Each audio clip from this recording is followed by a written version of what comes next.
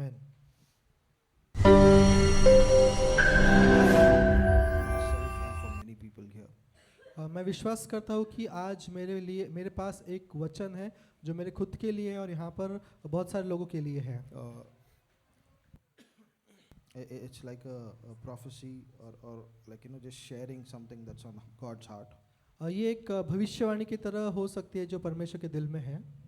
It's like some of you are stuck in certain places and you've not seen breakthrough for a while. कुछ लोग कुछ जगह पर बहुत देर से अटके हुए हैं और आपने वहाँ पर एक नई शुरुआत को नहीं देखा है, कोई ब्रेक थ्रू को नहीं देखा है। And the Lord is saying that I have withheld. Lord is saying I have withheld you from going ahead in this season. तो आपको लग रहा है कि आपने खुद को रोक लिया है। God is saying I have withheld. परमेश्वर ऐसा बोल रहा, तुमको लग रहा है कि परमेश्वर ऐसा बोल रहा है कि मैंने तुमको रोक के रखा है आगे बढ़ने से।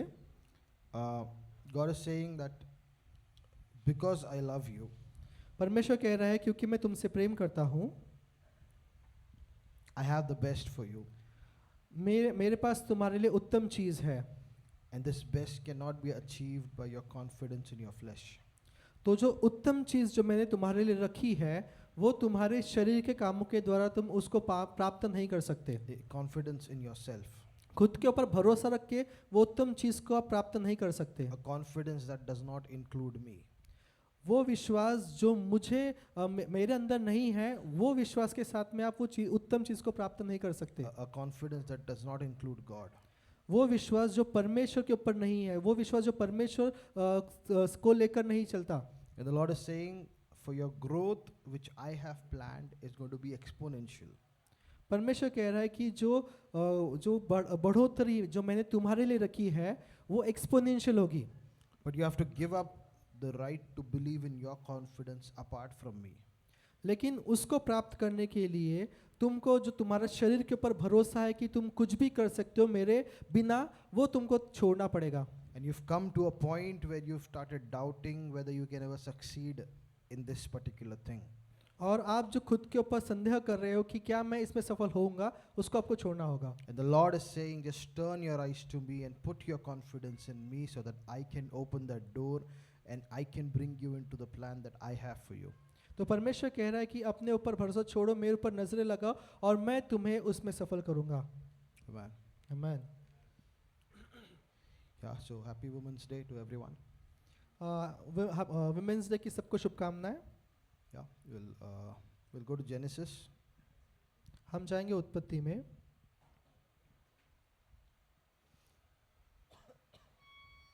We'll read from verse 3, chapter 3 and verse 12 onwards. उत्पत्ति तीसरा अध्याय और तीसरे वचन से 3:12 ओके। उत्पत्ति 3 उसका 12 से हम पढ़ेंगे। आदम ने कहा, जिस स्त्री को तूने मेरे संग रहने को दिया है उसी ने उस वृक्ष का फल मुझे दिया और मैंने खाया। आगे। Yeah. तब यहोवा परमेश्वर ने स्त्री से कहा, तूने ये क्या किया है? स्त्री ने कहा, सर्प ने मुझे बहका दिया, तब मैंने खाया। A good verse to start on Women's Day, right? Yeah, but we'll see the heart of God regarding women today. तो यहाँ पर परमेश्वर का जो दिल है स्त्री के विषय में वो क्या कहता है वो हम देखेंगे। बेस ज़्यादा है क्या? Something is. We'll understand what is the heart of God regarding women today. यहाँ पर हम देखेंगे कि परमेश्वर का दिल स्त्री के प्रति क्या है। So we go back to the origin where the beginning of man was documented in the Bible. तो हम शुरुआत में जाएंगे जहाँ पर मनुष्य की उत्पत्ति के विषय में लिखा हुआ है। And we see Adam and Eve sinned, and then when God spoke to Adam saying, "Why did you do this?" he blamed his wife for the first time. तो जब आदम ने पाप किया और परमेश्वर ने उससे पूछा कि तूने ऐसा क्यों किया, तो आदम ने पूरा जो उसका दोष था वो उसके पत्नी पर लगा दिया। And then the Lord asked the woman, "Why have you done it?" and she blamed the serpent. और जब परमेश्वर ने स्त्री से पूछा तो उसने उसका सारा दोष सांप पे लगा दिया। And now we go onwards, we see what God was declaring from verse 16 onwards. तो हम देखते हैं कि यहाँ पर परमेश्वर उनके विषय में क्या कहते हैं 16 वचन से आगे। So the Lord said to the serpent, because you have done this, you are cursed more than all the cattle and more than every beast of the field. वचन 14, तब यहोवा परमेश्वर ने सांप से कहा, तूने जो यह किया है इसीलिए तू सब घरेलू पशुओं और सब बहनेले पशुओं से अधिक शापित है। On your belly you shall go and you shall eat dust. तू All पेट the के days बल of your चला life. करेगा और जीवन भर मिट्टी चाटता रहेगा। And I will put the enmity between you and the woman, and between your seed and her seed. और मैं तेरे और इस स्त्री के बीच में और तेरे वंश और इसके वंश के बीच में बैर उत्पन्न करूंगा। And he shall bruise your head, and you shall bruise his heel. वह तेरे सिर को कुचल डालेगा और तू उसकी एड़ी को डसेगा। So we see a goddess cursing the serpent first of all. तो यहाँ हम देखते हैं कि परमेश्वर ने सबसे पहले श्राप जो दिया वो सांप को दिया। And in that curse, indirectly God is speaking to the devil as well. तो यहाँ पर जब परमेश्वर सांप को श्राप दे रहे थे तो इनडायरेक्टली परमेश्वर शैतान से बात कर रहे थे। And he's also saying here one very peculiar thing. He says, I will put an enmity between you and the woman, between your seed and her seed. तो यहाँ परमेश्वर एक विशिष्ट बात कह रहे हैं। परमेश्वर कह रहे हैं कि मैं तेरे, स्त्री से कह रहे कि मैं तेरे, सांप से कह रहे कि मैं तेरे और इस स्त्री के बीच में और तेरे और इसके वंश के बीच में बैर उत्पन्न करूंगा। This means there is a hatred between the devil and the woman. उसका मतलब है कि शैतान और जो स्त्री है उसके बीच में एक नफरत है। There is an enmity between the devil and the woman. शैतान और स्त्री के बीच में एक दुश्मनी है। There is a repressive ideology of the devil which tries to suppress and hate and manipulate and control the woman. तो शैतान की एक ऐसी युक्ति है जो चाहती है कि वो जो स्त्री है उसको दबाए और उसका इस्तेमाल करे। We see in these nations that follow demons and the demonic ideologies, we see they want their women to be covered, and they want the women to have no rights. तो हम देखते हैं कि ऐसा देश जहाँ पर बहुत ज़्यादा मूर्ति पूजा है, बहुत सारी चीज़ें, वहाँ देखते हैं कि जो स्त्री है उसके पास में कोई भी अधिकार नहीं है। And we live in a land where for a long time women were suppressed, and they were suppressed, and they were not considered as being equal with men. और हम ऐसे देश में, ऐसे जगह रहते हैं जहाँ पर सैकड़ों वर्षों तक स्त्रियों को दबाया गया और उनके कोई अधिकार नहीं थे। So we see this hatred which God declared here. He said, I'm putting a enmity between you and the woman first. So we see that the devil is hating on women. He's suppressing women all over the world. There are things happening wherein the women are being suppressed, and they're being persecuted.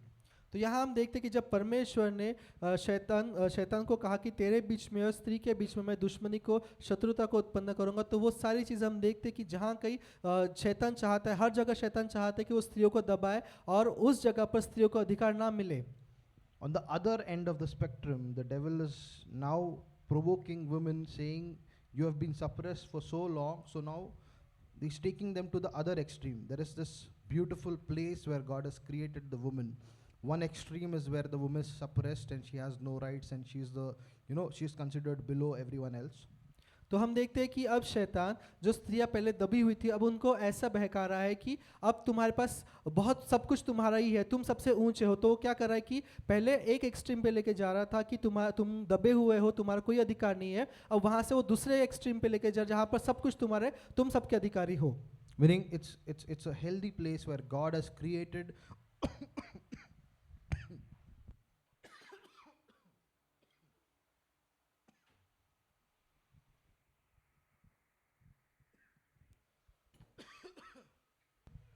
I just swallowed my strepsils. बचपन में सिखाया था ना, खाते time बात नहीं करने का। Yeah, so we see here that there is a beautiful, healthy place where God has defined a woman. तो हम देखते हैं कि एक सुंदर सी जगह जहाँ परमेश्वर ने स्त्री का निर्माण किया। It's like a pendulum, there is this center place, but then this one extreme is where the woman is suppressed, she's tortured, she's considered to be having no value. तो जैसे पेंडुलम होता है जहाँ से एक छोर से दूसरी छोर वो झूलते रहता है, वैसे ही हम देखते कि जो स्त्री है वो एक छोर पर इस स्तर पर गई कि जहाँ पर उनका कोई अधिकार नहीं था, उनको काफी दबाया गया। This center place is what God defines of how a woman should be. लेकिन जैसे बीच में जो पेंडुलम का बीच का स्थान होता है, उस स्थान पर परमेश्वर ने स्त्री को बनाया. The other extreme is where women are now provoked to be the man and to take on the responsibilities of a man and to compete with men, leaving their original beautiful place which no one else can fill. और अब हम देखते हैं कि स्त्रियां इतने ज़्यादा उत्तेजित हो गई है कि वो दूसरे एक्सट्रीम पे जा रही है, जहाँ पर जो काम आदमी के लिए रखा गया है वो भी वो खुद कर रही है, और जो आदमी की जगह है वो खुद लेना चाहती है, उसके बजाय कि जो स्थान जो जगह परमेश्वर ने उसके लिए बनाई थी वो छोड़कर. How many of you understanding what I'm saying? कितने लोग को समझ में आ रहा है? God has not made woman to be less than man or to be greater than the man or you know the greatest of species. He's made man and woman in his image and each has their own beautiful roles. देखिए, परमेश्वर ने जो आदमी है, जो मनुष्य है, पुरुष है, उसको स्त्री से ऊंचा नहीं बनाया कि वो सारी चीज़ों का अधिकार ले और बाकी चीज़ों को दबा के रखे, लेकिन परमेश्वर ने मनुष्य और स्त्री दोनों को उसके स्वरूप में, उसके समान, दोनों को एक समान बनाया है. Now we come back to this verse. हम इस वचन पर वापस आएंगे. And here we see that God declared that I'm putting an enmity between you and the serpent, which we understand to be the devil. So there's a hatred, there's an enmity, especially between the devil and the woman. तो यहाँ हम देखते हैं कि यहाँ पर परमेश्वर ने कहा कि सांप से कहा कि तेरे और स्त्री के बीच में मैं शत्रुता को पैदा करूँगा, उत्पन्न करूँगा. So any ideology, any mindset that hates women, that despises women, that considered women to be cursed or women to be the source of all problems, that is the idea of the devil himself. तो जहाँ अगर हम देखते हैं कि जहाँ पर स्त्री के विरोध में लोग सोचते हैं कि वो उनसे नफरत करते हैं, उनके विषय में उनके मन में कुछ अच्छे विचार नहीं है, तो उसका ये जो विचार है वो शैतान की ओर से, क्योंकि शैतान और स्त्री के बीच में बैर है. At the same time, every ideology, every mindset that tries to break that mold, that design which God has created of a woman being in a beautiful place, the builder of the house, the things only she can do, everything that is trying to break her from that and put her in a different place is also inspired by the devil. और वैसे ही ये भी सही है कि जहाँ पर स्त्री को परमेश्वर ने एक सुंदर सी जगह बनाया कि वो घर की बनाने वाली है, वो छोड़कर शैतान उनको किसी और विचारों में लेके जाता है, तो वो भी विचार जो है वो शैतान की ओर से है. Let's read on. हम आगे पढ़ेंगे. In verse 15, Genesis 3:15, the Lord said, I'll put an enmity between you and the woman and between your seed and her seed. वचन 15, उत्पत्ति 3:15, और मैं तेरे और इस स्त्री के बीच में और तेरे वंश और इसके वंश के बीच में बैर उत्पन्न करूंगा. Now biologically if you see, a woman does not have seed. तो बायोलॉजिकल हम देखते हैं तो स्त्री के पास बीज नहीं होता. Biologically we see the man has the seed and the woman has the egg. हम बायोलॉजी का अगर देखते हैं तो जो आदमी, जो पुरुष है, उसके पास में बीज होता है और स्त्री के पास में वो अंडा होता है. But here God is saying that I'm going to put an enmity between your seed and the woman's seed. यहाँ लेकिन हम वचन में देख रहे हैं, परमेश्वर कह रहा है कि मैं तेरे सांप के वंश में और स्त्री के वंश में बैर को, शत्रुता को उत्पन्न करूंगा. Is everyone following what I'm saying? समझ रहे हैं क्या सबको? Women don't have seed, men have seed. स्त्री के पास बीज नहीं होता, पुरुष के पास बीज होता है. But God here is saying that I'm going to put an enmity between your seed, the serpent's seed, and the woman's seed. तो यहाँ परमेश्वर सांप से कह रहे कि मैं तेरे, यानी सांप के बीज में और जो स्त्री है उसके बीज में मैं शत्रुता को उत्पन्न करूंगा. It's like he's almost flipping the exact thing that the devil used the woman to bring destruction and to commit the first offense, but God is using that same womankind to bring on the restoration of this world. Amen. तो यहाँ हम देखते हैं कि जिस स्त्री के द्वारा पाप इस धरती पर आया, उस चीज़ को परमेश्वर बदल रहे हैं. उसी स्त्री के द्वारा परमेश्वर एक नई शुरुआत को लेकर आ रहे हैं स्त्री के द्वारा. And because Jesus was born of a virgin, there was no man's involvement, there was no man's seed involved in it. So that is, therefore God is saying that it's going to be her seed. God, the Holy Spirit comes and he created Jesus inside the womb of Mary, and therefore Jesus was born of a virgin. तो हम देखते हैं कि जब यीशु का जन्म हुआ तो वो कुंवारी के द्वारा, कुंवारी मरियम के द्वारा हुआ. वहाँ पर किसी भी पुरुष का इन्वॉल्वमेंट नहीं था और पवित्र आत्मा ने यीशु मसीह को मरियम के गर्भ में रचा. And he says, this seed, if you have correct Bibles, wherever it says he and his in verse 16, that H will be capitalized. तो अगर आप इंग्लिश में देखते हो तो जहाँ पर हिज लिखा हुआ है तो वहाँ पर हिज मतलब एच कैपिटल, उसका मतलब है परमेश्वर को दर्शाता है. So wherever you see for spirit or he or him in the Bible, unless it is starting after a full stop, in general statement, wherever H is capitalized or S is capitalized, it is talking about God the Father or Jesus or the Holy Spirit. तो अगर आप देखते हो, अगर आप English Bible में देखते हो, जहाँ कहीं कैपिटल एच लिखा हुआ है या कैपिटल एस लिखा हुआ है पूर्ण विराम के बाद नहीं, लेकिन कोई वाक्य में लिखा हुआ है इंग्लिश में, उसका मतलब है वो दर्शाता है परमेश्वर को, यीशु मसीह को या पवित्र आत्मा को. So right after the mankind sin, God already in declaring, even before, this is before he declared the curse on the man, before he declared the consequences, he's already declaring redemption and how it is going to come. तो परमेश्वर, अगर हम यहाँ ध्यान से पढ़ते हैं तो परमेश्वर ने श्राप देने से पहले उनके छुटकारे का मार्ग तैयार किया था. परमेश्वर उनको बता रहा था कि किस तरह से तुम्हारा छुटकारा होगा. Amen. Then verse 16 we read, to the woman he said, I will greatly multiply your sorrow, the sorrow of your conception. In pain you shall bring forth children. Your desire shall be for your husband, and he shall rule over you. वचन 16, फिर स्त्री ने उससे कहा, मैं तेरी पीड़ा और तेरे गर्भवती होने के दुख को बहुत बढ़ाऊंगा. तू पीड़ित होकर बालक उत्पन्न करेगी और तेरी लालसा तेरे पति की ओर होगी और वह तुझ पर प्रभुता करेगा. Now, further on, if we read, the Lord said to Adam that, the earth is not going to bear fruit to you unless you sweat.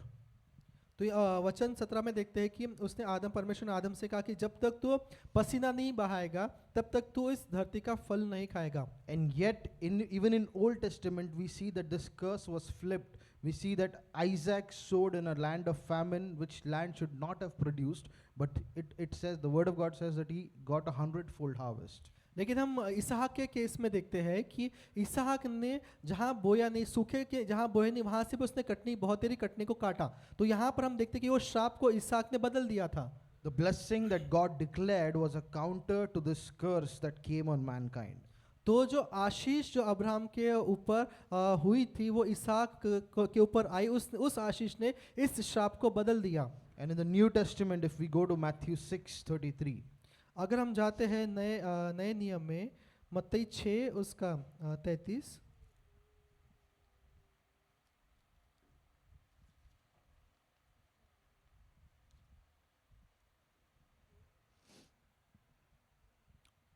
Jesus here says, but seek first the kingdom of God and his righteousness, and all these things shall be added unto you.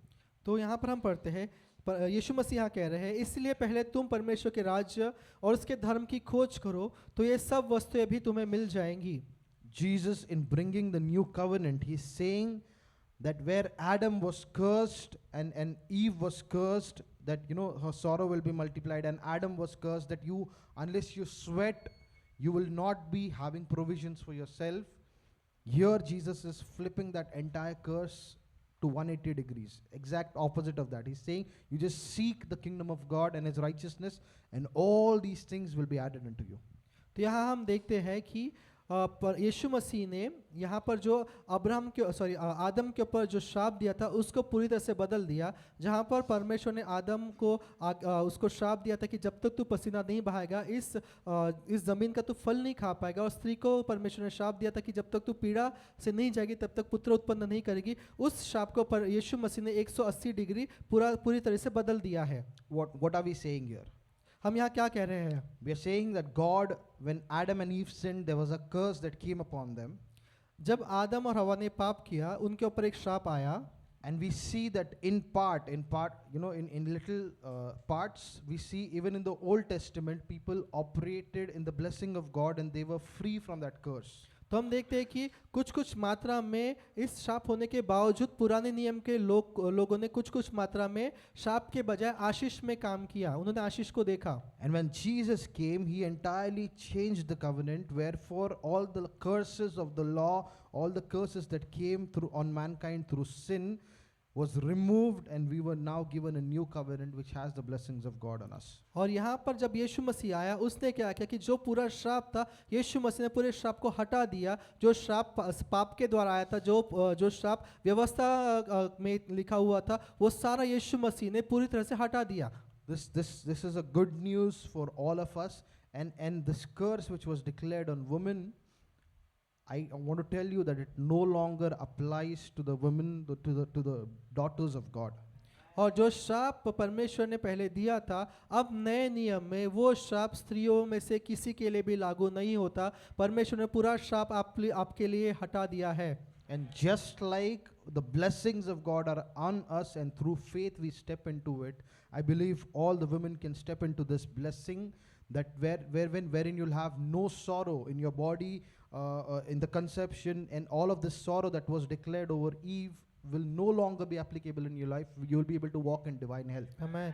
वैसे ही मैं स्त्रियों से कहना चाहूँगा कि जो आशीष परमेश्वर ने आपके लिए रखी है कि जो जैसे श्राप था कि जन्म देने के समय उसको पीड़ा होगी, वो श्राप से आप मुक्त हो गए हो, वो आशीष में आप प्रवेश कर सकते हो, आप चल सकते हो। आपको बस वो लेकर चलना है कि जब आप जन्म दोगे आपको कोई पीड़ा नहीं होगी। We've met people, and there are so many people who have actually stepped into this blessing, wherein they have this testimony that when they were delivering the child, there was no pain absolutely, which is like you can't even think, that's because that's so abnormal from the human standards. अगर आप हम लोगों के पास ऐसे गवाहियाँ हैं कि जहाँ पर स्त्रियों ने इस आशीष में प्रवेश किया है कि उन्होंने जन्म देने के समय उनको कोई भी पीड़ा नहीं हुई थी। Yeah, so this is a good news that God has flipped the curse that was placed on mankind and womankind. तो ये जो श्राप मनुष्य आदमी पुरुष और स्त्री पे रखा जो दिया था परमेश्वर यीशु मसीह के द्वारा पूरी तरह से उसको बदल दिया है। And yet we see in the Old Testament not many, even in the genealogies, mostly men were counted, and women were not really counted in the Old Testament, because this law was still intact. Some people were able to break free from it and operate in the blessings of God. तो हम पुराने नियम में देखते हैं कि जो वंशवाली थी, वंशवाली में केवल जो आदमी जो पुरुष है केवल उसका नाम लिखा हुआ था। हाँ, कुछ स्त्रियां थी जिन्होंने उस श्राप को तोड़ा और आशीष में प्रवेश किया, लेकिन मुख्य तौर से पुराने नियम में जो वंशवाली थी वो केवल पुरुष पर आधारित थी। But for every daughter of God, I want to tell you that God has not called you to be subservient than the husband, than the males that you see around. God has called you to be a blessing, to shine with His light for this generation.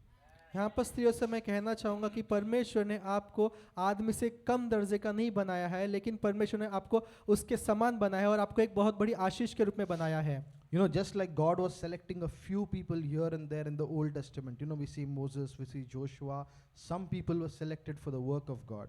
तो हम पुराने नियम में देखते हैं कि परमेश्वर ने कुछ लोगों को चुना, जैसे मूसा हुआ, यहोशुआ हुआ। Similarly, God used women as well. और वैसे परमेश्वर ने स्त्रियों का भी इस्तेमाल किया। We'll go to Judges 4. हम जाएंगे न्यायियों उसका 4था अध्याय। And here we see there's a story of two women. यहाँ पर हम दो स्त्रियों के बारे में बात हम देखते हैं।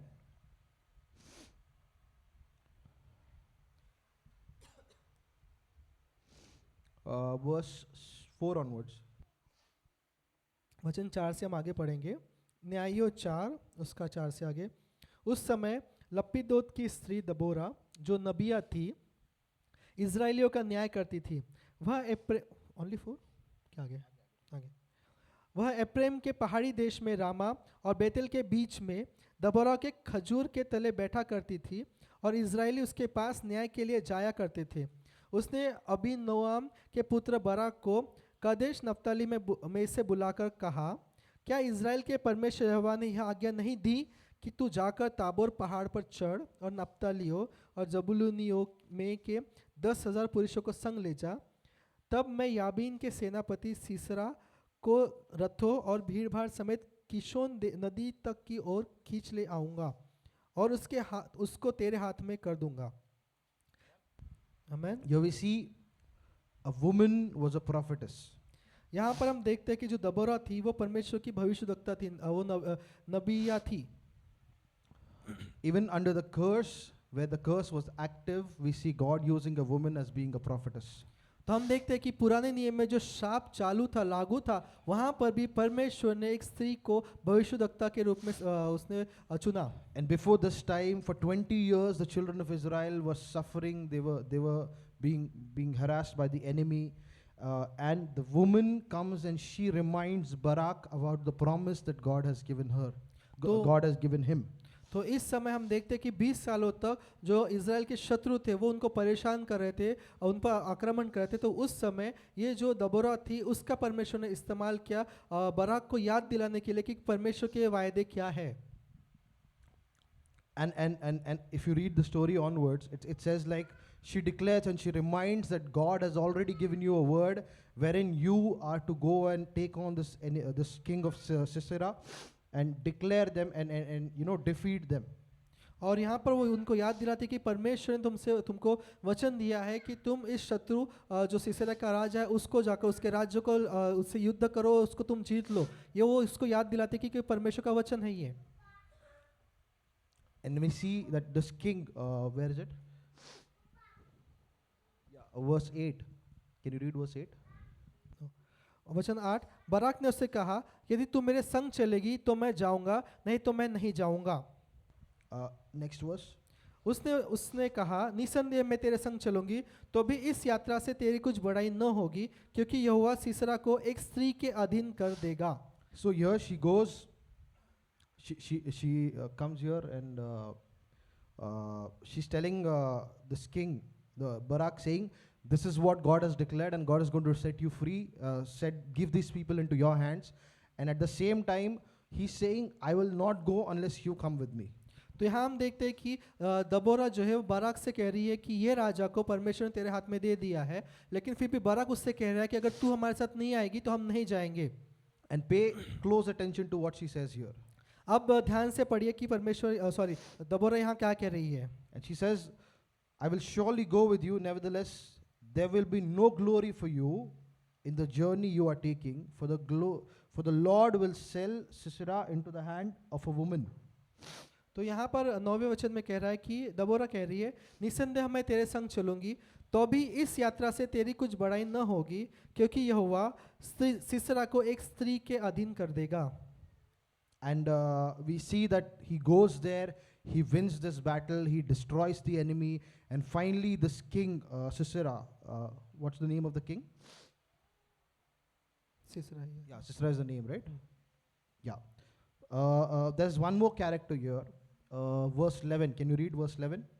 11वां वचन, हेबेर नामक केनी ने उन केनियों में से जो मूसा के साले होबाब के वंश के थे अपने को अलग करके केदेश के पास साननीम के बांज वृक्ष तक जाकर अपना डेरा वहीं डाला था।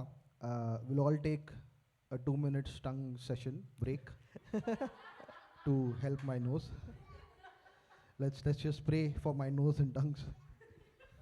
Bro, please lead. Bashikete kalarabas korialanta narabash kodo rekha tarabas kotha nari bari bari bari kalarabas shobra bari sondra nere kalara shegriara kalarabas konto nori bari kalarabas shododarika ligri kantri naribas kati kalarabas shobra bari ba zikri kantra ni katarabas koto sondra narika legre kete tere la katarabas shekete kalara zongre kante nedas keto kolarabas sheata naraba sada de katarabas shada dekra kalarabas koto sodada rekra katarabas shete nidras kola nira bari bari kalaraba shebre bari bari bari kalaraba shegre katari kalaraba shianta naribo zegre kodra nalis kota nibra baba baba shodra de rekata sekre kalaraba shebre bata nekro hoda sakro kalalanta nabrosh korianta nabras kate lekre kata nidros kente nibra baba kalarahan shanto lekanta narabas kaliaraba shodra dariba zodadara kalaraba shitadar kalaraba sogra kataralaba segre kete kere kalaraba shabra bari bari ba nisko to kolaraba shobra bari ba hatha rika rekha tara kalaraba shabra bari kalaraba shegre kari bari bari kata rebras kante nere kalara shokro koro kalaraba rebari kataraba rekha taraba rekha Thank you, taraba Jesus. Thank you, Jesus. धन्यवाद यीशु। Man. Looks like the devil really hates women after all. दिखाई दे रहा है कि शैतान कितना नफरत करता है स्त्रियों से। My nose was fine until I got on the stage. मेरी नाक अच्छी थी स्टेज पर आने तक, It got fine again now, so we'll continue. अभी फिर से अच्छी हो गई है। Amen. Amen. So we see here there is one more character in verse 11. यहाँ पर 11वें वचन में हम देखते हैं कि और एक कैरेक्टर है। Now Heber the Kenite of the children of Hobab, the father-in-law of Moses, had separated himself from the Kenites and pitched his tent near the terebinth tree at Zanim. यहाँ हम देखते हैं कि वचन 11 हम पढ़ते हैं, हेबर नामक केनी ने उन केनियों में से जो मूसा के साले हुबाब के वंश के थे अपने को अलग करके केदेश के पास सानन्नीम के बांज वृक्ष तक जाकर अपना डेरा वहीं डाला था। So remember this guy. इसको आप याद रखिए। Yeah, so what happens is, now because of this prophecy, this prophetess has come and reminded Barak that God has already commanded you. You know, if you read, I would suggest that you go home and read this. But God already commanded and she gave him the word, and with this word he goes and he slays the enemy. तो हम आप घर जाके पूरी कहानी को पढ़ सकते हो। तो देबोरा जो थी वो देबोरा ने वचन दिया कि बाराक को कि परमेश्वर ने ये शत्रु जो सीसरा है तेरे हाथ में दे दिया है। And this enemy was a very well equipped enemy. This enemy had 900 chariots of iron and many soldiers and many weapons that the children of Israel did not have. तो ये जो सीसरा राजा था ये बहुत ज़्यादा तैयार था, उसके पास में बहुत ज़्यादा युद्ध के लिए जो घोड़े और रथ बहुत सारे थे, उसके पास में बहुत सारे हथियार भी थे जो इज़राइल के लोगों के पास नहीं थे। And so now because this prophetess Deborah has encouraged them, they go and they take on the enemy and they start killing the enemy, and all the enemies fall. Every last one of them dies except for the king Sisera. He runs away.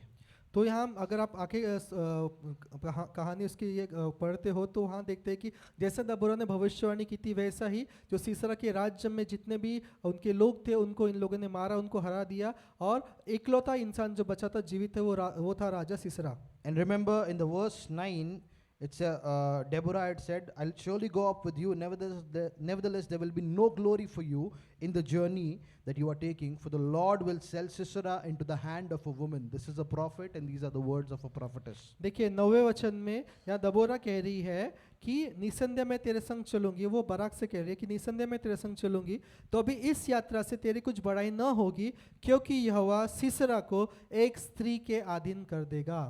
Amen? आमीन। So yeah, let's go to verse 17. हम 17 पे जाएंगे। It says, however, Sisera had fled on foot to the tent of Jael, the wife of Heber. Now this Heber is the same guy who's Moses' father-in-law का relative. तो यहाँ वचन 17 में देखते हैं जो सीसरा है, परंतु सीसरा पाँव होकर हेबेर केनी की स्त्री याएल के डेरे को भाग गया। अब ये हेबेर वही है जो वचन 11 में हमने पढ़ा जो मूसा के साले का कुछ तो रिलेशन वाला था। So Sisera, the Jael was the wife of this guy. तो जो याइल है वो हेबेर की पत्नी थी। And Sisera, now this king runs into her tent to hide. और यहाँ देखते हैं कि जो सीसरा है वो भागकर इस स्त्री के तंबू में गया छिपने के लिए। And she's such a godly woman, given so much to hospitality. और ये एक भक्तिमान स्त्री थी जिसने बहुत कुछ दिया था। So it says, however, Sisera had fled on foot to the tent of Jael, the wife of Heber the Kenite, for there was peace between Jabin, king of Hazor, and the house of Heber the Kenite. वचन 17, परंतु Sisera पाँव Heber केनी की स्त्री याइल के डेरे को भाग गया क्योंकि हासोर के राजा याबीन और हेबेर केनी में मेल था। And Jael went out to meet Sisera and said to him, turn aside, my lord, turn aside to me, do not fear. And when he had turned aside with her into the tent, she covered him with a blanket. वचन 18, तब याइल Sisera से भेंट करने के लिए निकलकर उससे कहने लगी, हे प्रभु आ मेरे पास आ और न डर। तब वह उसके डेरे में गया और उसने उसके ऊपर कंबल डाल दिया। She's so caring, she's so concerned about him, so she's putting blanket over him, maybe to hide him. वो उसके लिए इतनी चिंतित थी कि उसको छुपाने के लिए उसने उसके ऊपर ब्लैंकेट कंबल डाल दिया।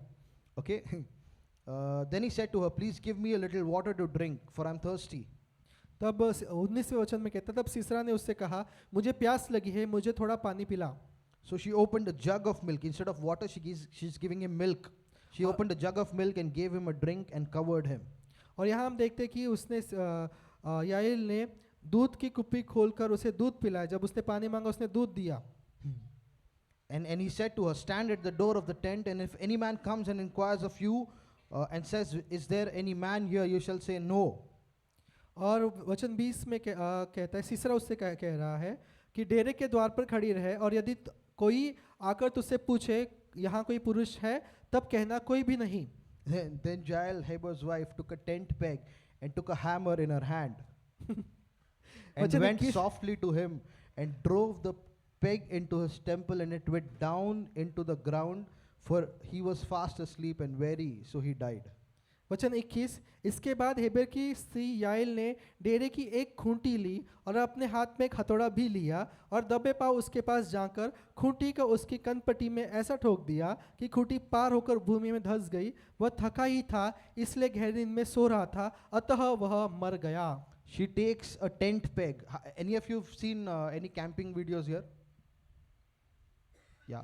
So you know they have these small tent pegs, right? Whereas in these days, these people had to live in tents, so that was their house. So they had to have bigger tent pegs.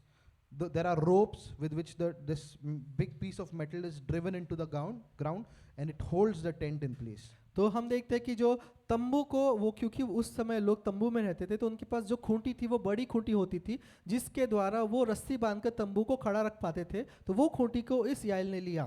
So she takes that, she goes softly to him while he's sleeping, and she hammers it in such a way that it pierces his skull and then goes into the ground, and it's stuck into the ground.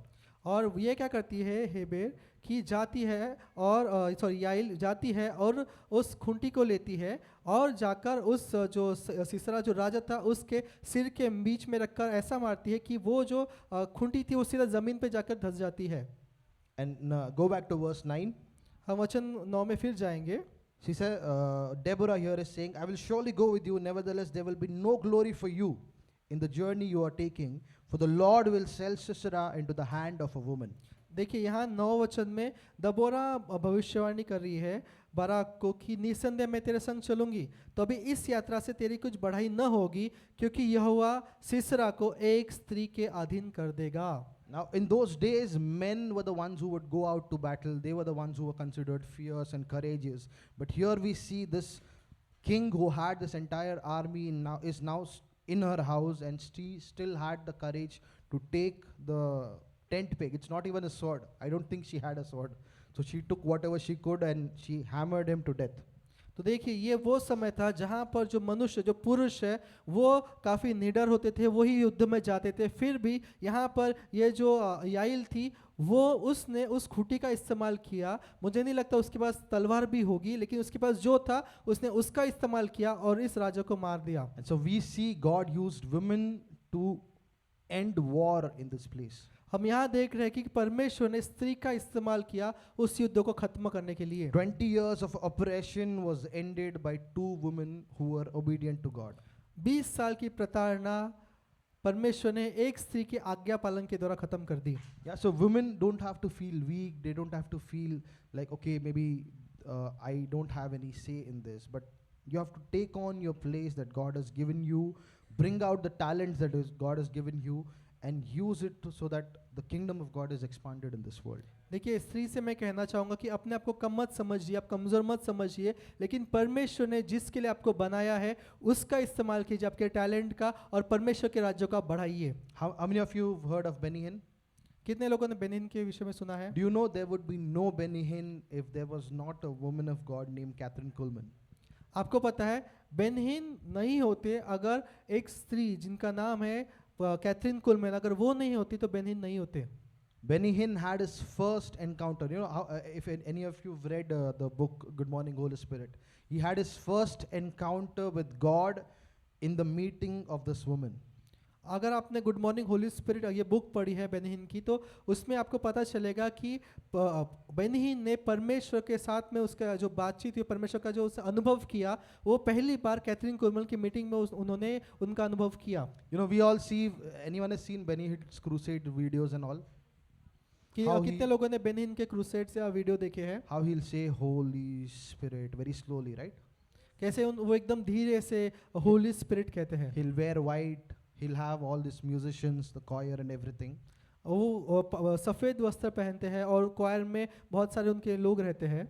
You'll be shocked to know that that exact thing was copied from Catherine Coleman, because that's how she used to operate. ये सारी चीज़ें उन्होंने Catherine Coleman से copy की, क्योंकि इस तरह से कैथरीन कोलमन भी प्रचार करती थी या वो परमेश्वर का काम करती थी। Catherine Coleman was the one who would have this music playing in her meetings, and when she would flow and she would worship, and many of the songs that she would sing are the same songs that Benny Hinn today sings. तो Catherine Coleman का आप देखोगे कि इसी तरह से Catherine Coleman भी वो सेवकाई करती थी और वर्शिपर्स को वो गाना वो जो गाना गाते थे वही गाने, बहुत सारे गाने आज बेनी हिन्न भी गाते हैं। So we understand that, this mighty man of God whom all the world knows was inspired and in many cases operating very similar to how Catherine Coleman would operate. तो ये जो परमेश्वर के महान जो दास है, परमेश्वर के सेवक है, परमेश्वर जिस तरह से उनका इस्तेमाल कर रहा है वो नहीं होते, वो उसी तरह से कर रहे हैं जिस तरह से कैथरीन कोलमन वो परमेश्वर की सेवकाई करती थी, उसी प्रकार से हम देखते हैं कि बेनी हिन्न भी परमेश्वर की सेवकाई कर रहे हैं।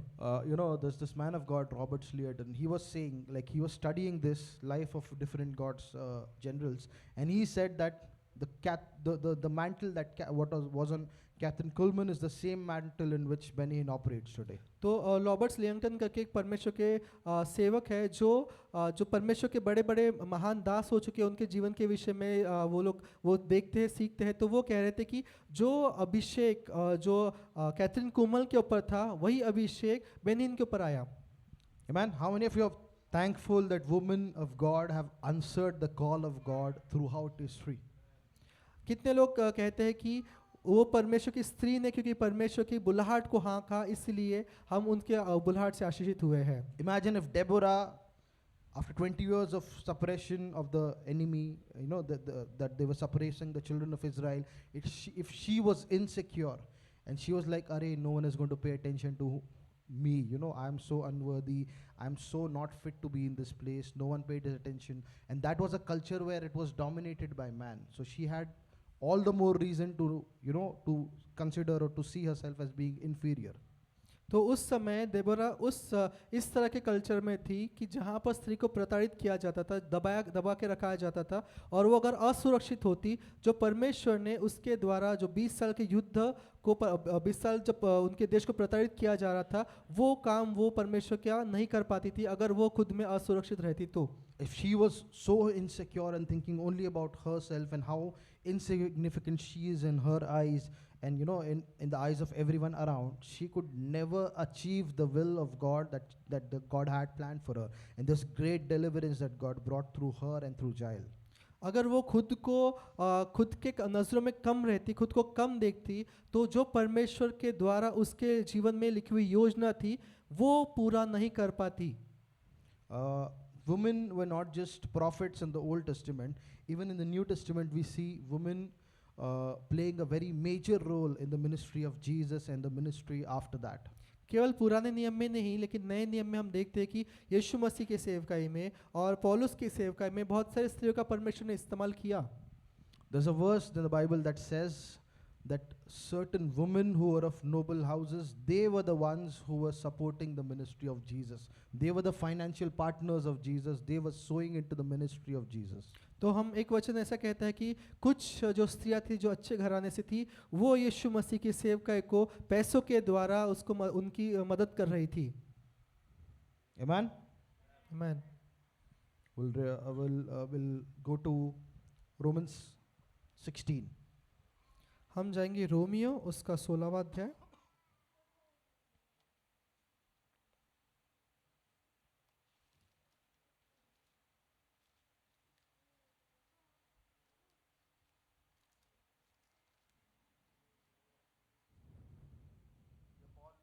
Paul is writing. He says, "I commend to you Phoebe, our sister, who's a servant of the church in Cenchrea, that you may receive her in the Lord in a manner worthy of the saints." तो Roman 16 उसका 1 कहता है, यहाँ पौलुस कह रहा है, मैं तुमसे फीबे के लिए जो हमारी बहन और किंक्रिया की कलीसिया की सेविका है विनती करता हूँ। That you receive her. Next verse. वचन 2 कि तुम जैसा कि पवित्र लोगों को चाहिए उसे भी प्रभु में ग्रहण करो, और जिस किसी बात में उसको तुम्हारी आवश्यकता हो उसकी सहायता करो, क्योंकि वह भी बहुतों की वरन मेरी भी उपकार करने वाली रही है। So Paul here is lifting this woman in front of the church and is commanding the church to hold her in high regard and to help her in any way she needs your help, because she has been a great helper to Paul and many others like him. तो यहाँ हम देखते हैं कि पौलुस जो है वो इस फीबी को बढ़ा कर रहा है और कलीसिया से कह रहा है कि तुम उसको जैसा चाहिए तुम उसकी मदद करो, क्योंकि इसने मुझे बहुत मदद की है। We'll go to verse 3. वचन 3 में हम जाएंगे। Paul here is again greeting this couple, Priscilla and Aquila. यहाँ पर हम देखते हैं कि प्रिसिला और अक्विला जो जोड़ी है उनके विषय में पौलुस कह रहा है। He's saying they risked their own necks for my life, to whom I not only give thanks but all the churches of the Gentiles. तो यहाँ वो कहता है कि प्रिसिला और अक्विला के विषय में उन्होंने मेरे प्राण के लिए अपना ही जीवन जोखिम में डाल दिया था, और केवल मैं ही नहीं वरन अन्य जातियों की सारी कलीसिया के लिए भी उनका धन्यवाद करती है। Verse 7. वचन 7 He says, greet Andronicus and Junia, my countrymen, and my fellow prisoners who are of note among the apostles. वचन 7 अंद्रोनिकुस और यूनियास को जो मेरे कुटुंबी हैं और मेरे साथ कैद हुए थे और प्रेरितों में नामी हैं और मुझसे पहले मसीह हुए थे, नमस्कार। So here he's saying this couple, including the wife, were of note among the apostles, meaning he's categorizing them with the apostles. तो यहाँ हम देखते हैं कि एक जोड़ी के विषय में यहाँ लिखा है, उसमें उसने स्त्री को भी प्रेरित में नामी है ऐसा वो कहता है, पौलुस कहता है कि वो प्रेरित है। How many of you are understanding that women were prophets in the Old Testament, and we also see they were judges in the Old Testament, and then in the New Testament we see they were holding high positions in the church. They were esteemed by the apostles who were driving the early gospel message around the world. तो हम देखते हैं कि पुराने नियम में भी पर जो स्त्रियां थी वो भविष्यद्वक्ता थी, वो न्याय करने वाली थी, और नए नियम में भी हम यहाँ देखते हैं कि वो प्रेरितों के साथ में एक ऊंचे स्तर पर प्रेरित उन्हें उठाता है। कलीसिया में उनका ऊंचा ओहदा था और प्रेरित के जो सुसमाचार के प्रचार करने में भी वो बहुत मदद करती थी। Amen. आमीन।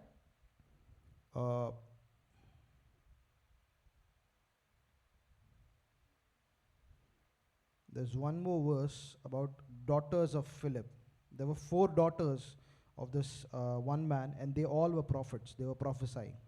और एक जगह हम देखते हैं कि जो फिलिप करके जो एक मनुष्य था, उसकी चारों जो बेटियां थी वो भविष्यद्वक्ता करने वाली थी, भविष्यवाणी करने वाली थी। Sorry,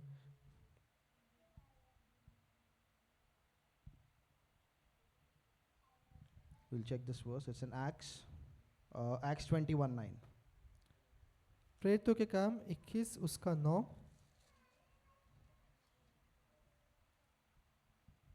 Yeah. From verse 8 we'll read.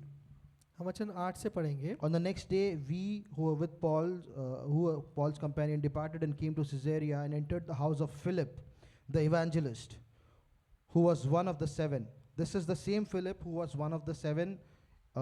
When earlier, when the church started, there was a dispute about distributing food. 7 men were appointed, to distribute food.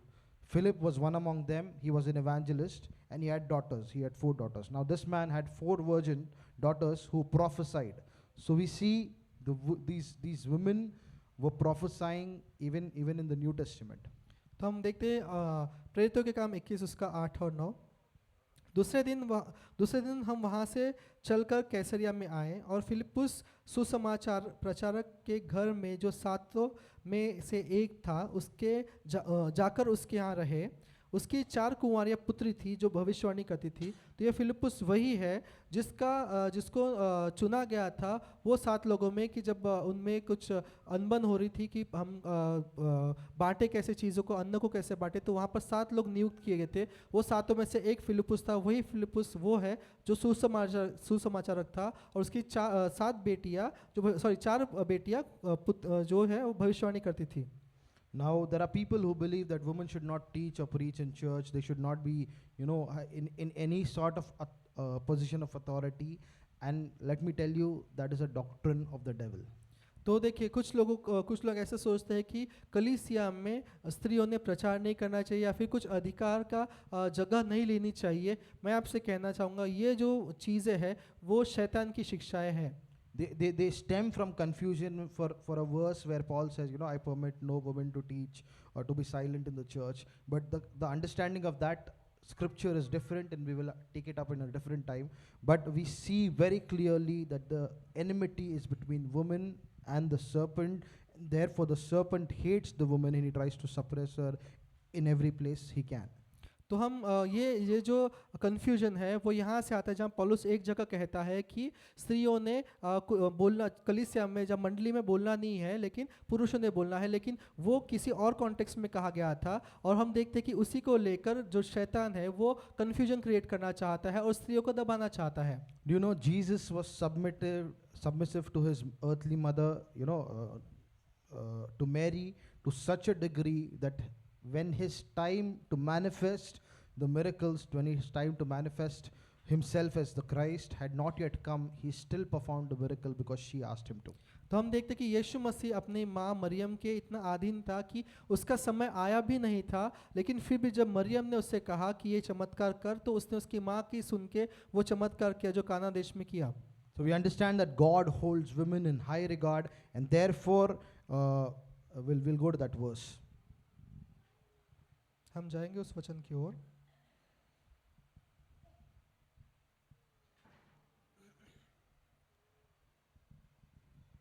Galatians 3. गलातियों 3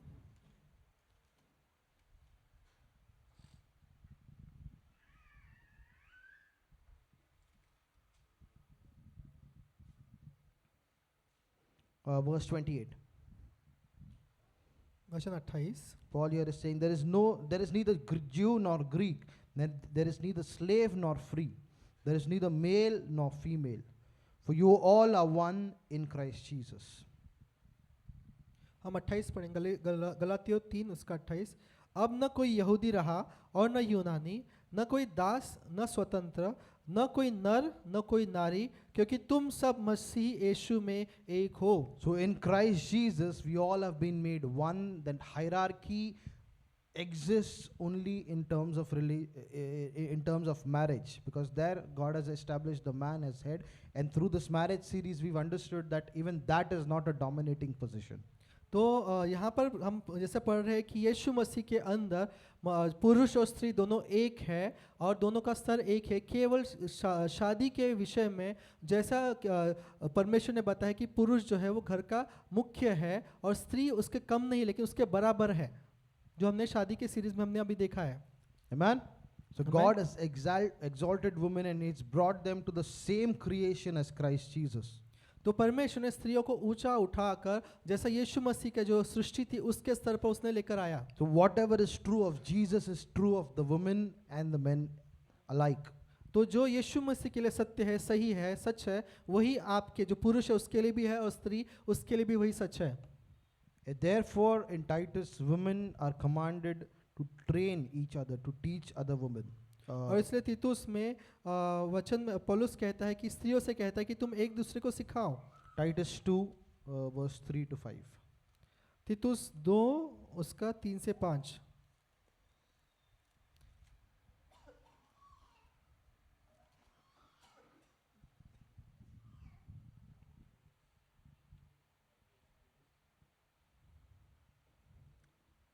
But as we'll read from verse 1 only.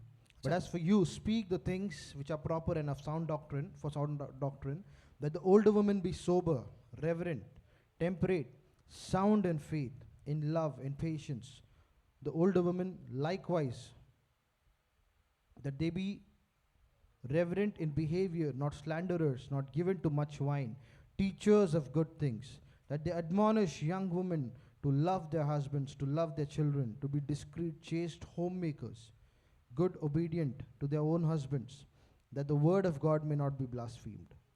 हम तीतुस दूसरा अध्याय 1 से 5 पढ़ेंगे। पर तू ऐसी बातें कहा कर जो खरे उपदेश के योग्य है, अर्थात बूढ़े पुरुष सचेत और गंभीर और संयमी हो और उनका विश्वास प्रेम और धीरज पक्का हो। इसी प्रकार बूढ़ी स्त्रियों का चाल चलन पवित्र लोगों सा हो, वे दोष लगाने वाली नहीं और पियक्कड़ नहीं, परंतु अच्छी बातें सिखाने वाली हो, ताकि वे जवान स्त्रियों को चेतावनी देती रहे कि अपने पतियों और बच्चों से प्रीति रखें, और संयमी, पतिव्रता, घर का कारोबार करने वाली, भली और अपने अपने पति के अधीन रहने वाली हो, ताकि परमेश्वर के वचन की निंदा न होने पाए। This means there should be a strong flow of the word of God and of how to live your life in Christ Jesus as a godly wife, as a godly woman of God. This conversation, this teaching should be flowing through the woman in the body of Christ. तो यहाँ पर इसका मतलब ये है कि स्त्रियों में वचन का इतना बहाव हो कि परमेश्वर की स्त्री कैसा होना है वो खुद भी करे और दूसरों को सिखाए। It should not be competitive. It should not. There should be no competition, jealousy, fighting, envying, or anything that the devil is introducing. But a godly environment where each woman is pushing the other one to follow after Christ, to seek Him, and to live out their destinies that God has planned for them. और यहाँ पर वो कह रहा है कि स्त्रियों के बीच में जलन या नफरत ऐसा कुछ ना हो, लेकिन परमेश्वर का वचन के द्वारा वो अच्छी अच्छी चीज़ें एक दूसरे को सिखाए और उसमें चले। Amen. Amen. We'll go to the last place, Proverbs 31. नीति वचन उसका 31 में हम जाएंगे, verse 10 to 12. नीति वचन 31 उसका 10 से 12। भली पत्नी कौन पा सकता है, क्योंकि उसका मूल्य मूंगों से भी बहुत अधिक है। उसके पति के मन में उसके प्रति विश्वास है और उसे लाभ की घटी नहीं होती। वह अपने जीवन के सारे दिनों में उससे बुरा नहीं वरन भला ही व्यवहार करता है। Amen. So here God is defining a virtuous woman, for her worth is far above rubies. तो यहाँ पर वचन जो सद्गुणी स्त्री है, भली स्त्री है, उसके विषय में कह रहा है कि उसका जो उसकी कीमत है बहुत बहुत मूंगों से भी बहुत ज़्यादा है। And the husband is able to freely trust her safely, knowing that she is going to build this house, because she's tasked with building this house and to bring blessings and bring growth and increase to this house. और उसका पति पूरी तरह से उस पर विश्वास रखता है कि वो घर को बनाएगी, क्योंकि उसके द्वारा वो उसके घर में आशीषों को लेकर आएगी, घर की बढ़ोतरी वो करेगी उस स्त्री के विषय में। He safely trusts her so that he will have no lack of gain. वो उस पर इतना विश्वास रखता है, उसको विश्वास होता है, वचन 11 में लिखा है कि उसके प्रति विश्वास है और उसे लाभ की घटी नहीं होती। स्त्री को लाभ की He's not घटी नहीं saying he होती। will not suffer loss. He's saying there is already she's bringing in gain, and in that gain there will be nothing less. और यहाँ पर ये नहीं कह रहा कि उसको उसका नुकसान नहीं होगा, लेकिन वो कह रहा है कि वो स्त्री इतना लाभ लेकर आएगी कि उनको घटी नहीं होगी। There is no lack of gain, meaning their provisions are already taken care of, but the profit, the gain that they are getting, she's working in such a way that that gain is not lacking, that profit that is coming in is not lacking. उसका मतलब क्या है कि उनके घर में जो कुछ चाहिए वो पूरी तरह से उसका वो चीज़ें उनको मिल गई है। अब जो उनका फ़ायदा होने वाला है उस फ़ायदे में उनको कमी नहीं होगी। And the wife is the one who's bringing that, and the husband is trusting the wife to bring in the gain, and she's ensuring that the gain is not reduced. और जो स्त्री है वो फ़ायदे को लेकर आएगी और उस फ़ायदे में उनका घाटा उनको कमी नहीं होगी। She does him good and not evil all the days of her life. वो भला काम करेगी और बुरा नहीं करेगी। See, a husband or a woman or a wife who's secure in Christ can be a great asset to the kingdom, can be a great asset to the marriage. जो पति और पत्नी यीशु मसीह में खुद को सुरक्षित रखते हैं या खुद वो यीशु मसीह में सुरक्षित है, वो बहुत बड़ा काम परमेश्वर के राज्य के लिए कर सकते हैं। And therefore it is very important that we all find our place in the will of God, that where God has, with what purpose has God sent me on this earth. तो हमको इसलिए बहुत महत्वपूर्ण है कि हमको जानना है कि परमेश्वर की इच्छा हमारे लिए क्या है। Many a times it's considered like men are ambitious, women are not ambitious. बहुत बार ऐसे होता है कि जो पुरुष है वो एम्बिशियस, उसकी बहुत इच्छा होती है कि उसको ये करना है वो करना है, लेकिन स्त्री की इच्छा नहीं होती। But God is not necessarily defining that. We saw examples in the Bible where God led women to bring about deliverance and relief for the children of God. लेकिन ये जो विचार है वो परमेश्वर की ओर से नहीं है, क्योंकि हमने देखा कि जैसे परमेश्वर ने स्त्रियों का इस्तेमाल किया एक बड़े छुटकारे को लाने के लिए। And therefore it is very important, whether you are a husband, whether you are a wife, especially for women, that you don't feel like, okay, my task is just limited to this house, and then there is nothing beyond this that I can do, and I'll always be in the background, in the shadows, and I have nothing to offer, nothing else to offer to this world. तो स्त्रियों को खुद को सीमित नहीं रखना है कि मेरा काम तो इतना ही है, मेरा घर तक ही काम है, मैं घर के काम में करूँगी और खुद को इतना ही सीमित रखना, ऐसा आप मत सोचो। We've seen how one woman obeying God when she had nothing brought about such a mighty revival through Catherine Kuhlman. तो हम देखते कि एक स्त्री कैथरीन कोलमन जिनके पास कुछ नहीं था, उनके द्वारा परमेश्वर ने बहुत बड़े संजीवन को लाया। We all understand, we all know about the Pentecostal revival that came in the 19th century. तो 19वीं शताब्दी में जो पेंतिकुस्त का जो रिवाइवल आया था, संजीवन आया था, उसके विषय में हम जानते हैं। So where it started was this man who's called as the father of Pentecost, Charles F. Parham. तो चार्ल्स एफ पारहाम करके एक परमेश्वर के जन थे जिनके द्वारा जिनको पेंतिकुस्त का पिता कहा जाता है, जिनके द्वारा पेंतिकुस्त का संजीवन आया। So they were studying, and I'll not go into the story, but he's called the father of Pentecost. But there is a mighty woman of God called Maria Woodworth Etter in the 18th century, towards the end of the 18th century, where she's called as the grandmother of Pentecost. लेकिन उनके पहले 18वीं शताब्दी के अंत तक मरिया Woodward एटर करके एक परमेश्वर की स्त्री है जिनको पेंतिकुस्त की ग्रैंड मदर कहा गया है, दादी कहा गया है। In her meetings there were some crazy miracles, like deaf and all of people, blind, deaf, everyone getting healed. But the speciality of her meetings were that people would go into a trance and be in it for days. और वहाँ पर उनके meeting के विषय में ऐसा था कि उनके मीटिंग में चंगाई तो हो रही थी, छुटकारे तो हो रहे थे, लेकिन लोग जो थे 3-4 दिनों तक वो परमेश्वर की उपस्थिति में खो जा रहे थे, वो वैसे पड़े हुए थे। Like they're slain not for 5 minutes, but they're slain for 3-4 days, and people are having to carry them home and put them in wherever they are staying. वो 5 या 10 मिनट के लिए परमेश्वर की उपस्थिति में ऐसे खो जा रहे थे, वैसा नहीं, लेकिन दिनों तक 5-6 दिन 10 दिन ऐसे वो परमेश्वर की उपस्थिति में खो जाते थे। There's a testimony where this one man was very sick, and those days we didn't have planes and all of this, so the trains or whatever mode of transportation they had, it took very long. So he was very sick, then they were coming for the meeting, but by the time they came to the place where this meeting was and they were removing him, he already died. तो एक ऐसी घटना हुई थी कि एक जो पुरुष था वो बहुत बीमार था और उसको इस मीटिंग के लिए आना था, लेकिन उस समय हवाई जहाज़ नहीं होते थे, इसलिए उसको उस समय जो उपलब्ध था उस पर लेकर उसको आ रहे थे, लेकिन जब तक वो मीटिंग में आया उसके पहुंचने तक वो मनुष्य मर गया था। And so the people picked him up and they said, what should we do now? तो उसके साथ में जो लोग थे उन्होंने उस मनुष्य के मृतदेह को उठाया और कहा कि अब हम इसका क्या करें। So they took him, and where the podium was, where the pulpit, the stage was, under that there was gap, and they put the dead body there. तो उस समय लोगों ने क्या किया कि जो मीटिंग में जहाँ स्टेज था, स्टेज के नीचे एक छोटी सी जगह थी, उस जगह के द्वारा स्टेज के नीचे उस मृतदेह को डाल दिया। And while she was preaching, this man comes back to life, and you can imagine the reaction of the crowd. और जब ये स्त्री जो मरिया वुडवर्ड एटर है, जब वो प्रचार कर रही थी, प्रचार करते हुए ये मनुष्य जीवित हो गया। You know, this Bible study trip that we had gone for, many things we learned there, and many new things were revealed. And if you've heard that, the same principles will apply in healing, in miracles, in ministries. And I believe God is raising women in this generation to surpass the women that have come on before us. तो हमने इस study trip में बहुत सारी चीज़ें सीखी है, और जो विश्वास हम लोग चंगाई के लिए इस्तेमाल करते हैं वही विश्वास हम लोग उन्नति के लिए, आर्थिक बढ़ोतरी के लिए कर सकते हैं। और मैं विश्वास करता हूँ कि परमेश्वर अपने यहाँ की स्त्रियों का इस्तेमाल करेगा कि अब तक जो काम हमने नहीं देखे स्त्रियों के द्वारा, उससे बड़े काम आज की जनरेशन की स्त्रियों के द्वारा परमेश्वर करेगा। You know, even Prophet Tijo, he prophesied about a mighty revival starting through Pune.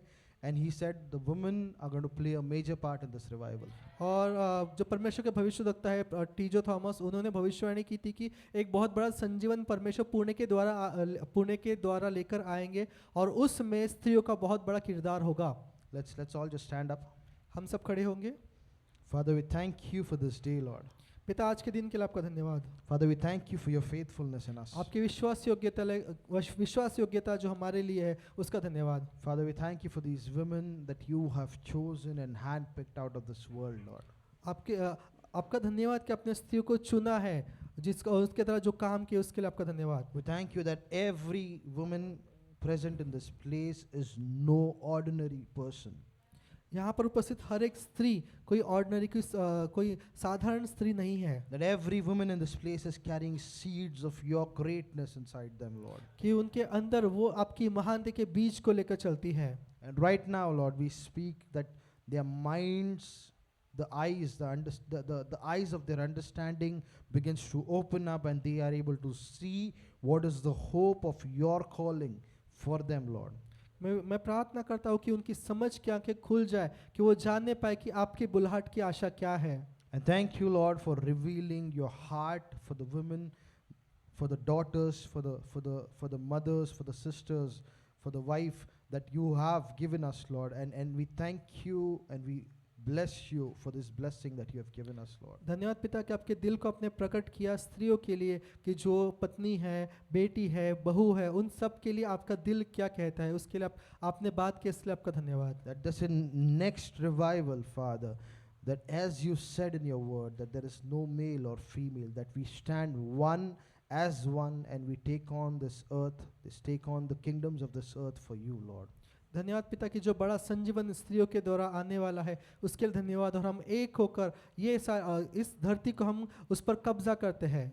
And we thank you, Lord, that you've called us as QHM, that a major contribution are going to be through the women that are present here in this place, Lord. धन्यवाद करते हैं प्रभु की जो KHM के लिए आपने जो दिया है वो स्त्रियों के द्वारा आप उसको अचीव करने वाले हो, उसको प्राप्त करने वाले, इसके लिए धन्यवाद। Thank you that you're refining us, you're changing our understanding, you're bringing clarity of vision and purpose every day in us, Lord. हाँ प्रभु, धन्यवाद कि आप हमको शुद्ध कर रहे हो और एक क्लैरिटी को हमारा जो दृष्टांत है, जो दर्शन है, दर्शन के विषय में आप एक क्लैरिटी को ला रहे हो, इसका आपका धन्यवाद। We thank you, Lord, for all the blessings that you've poured on this woman, Lord, and thank you for all the gifts and talents that you've placed in them, that it will be mightily used for the growth of your body in this place, Lord, in this time and in this season, Lord. धन्यवाद पिता कि हर एक gift, हर एक talent जो आपने उनके ऊपर दिए हैं उसके लिए आपका धन्यवाद कि वो इस समय इस संसार में उसका इस्तेमाल करेंगे, उसके लिए धन्यवाद। That every spirit of inferiority, every spirit of a pauper mindset be broken off of everyone present here, Lord. हर एक कमी घटी का आत्मा, हर एक खुद को कम समझने का आत्मा को हम तोड़ते हैं इस जगह पर यीशु के नाम से। Where people feel used up, where people feel useless, where people feel like I've been spent and I have nothing to give, Lord. Right now, in the name of Jesus, we break and destroy these lies from their lives.